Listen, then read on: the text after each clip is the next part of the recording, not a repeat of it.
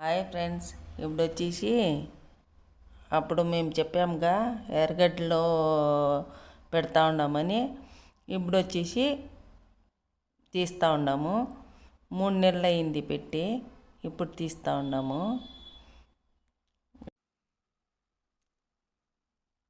మేము పెద్ద ఎర్రగడ్డల కంటే చాలా ఇష్టంగా ఈ ఎర్రగడ్డలు తింటాము.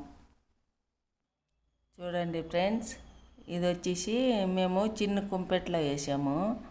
మీరైతే పెద్ద దాంట్లో వేసిండారంటే బాగా వస్తుంది.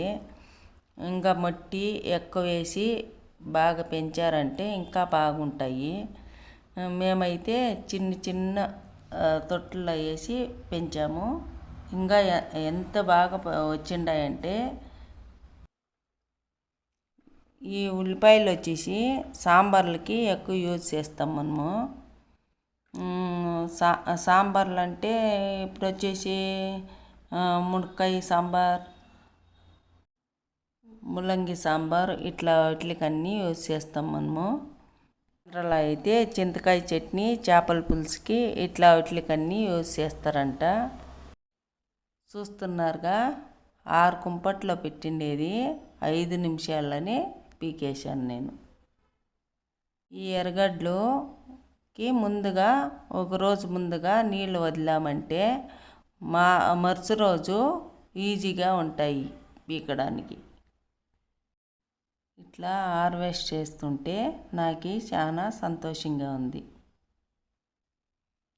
మేము దీంట్లో వేసి ఇంత బాగా వచ్చిండాయి. మీరైతే వచ్చి నేళ్ళలో వేసి చేసిండామంటే ఇంకా ఎంత బాగా వస్తాయి.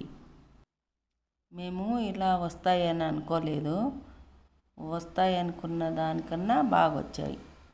ఇలా జడలాగా అల్లామంటే బాగా నిలువ ఉంటాయి. ఇలా జడలాగా వేస్తే పన్నీగా ఉంటుంది. పెళ్లి కూతురు కూడా యూజ్ చేయొచ్చు.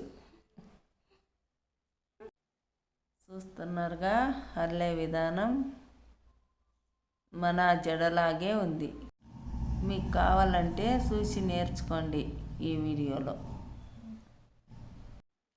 చెప్పడం మర్చిపోయాను, ఈ ఉల్లిగడ్డల ఆకులతో కూడా సారు చేసుకోవచ్చు. లేదంటే ఇది సాంబార్లు కూడా వేసుకోవచ్చు.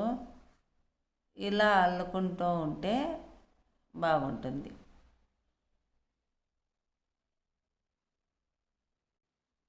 చూడండి ఎంత బాగా అల్లుతున్నానో. చూస్తూ ఉంటే ఒక ఆహారంలాగా కూడా ఉంది. డెకరేషన్ కూడా యూజ్ చేసుకునేలాగా ఉంది కదా.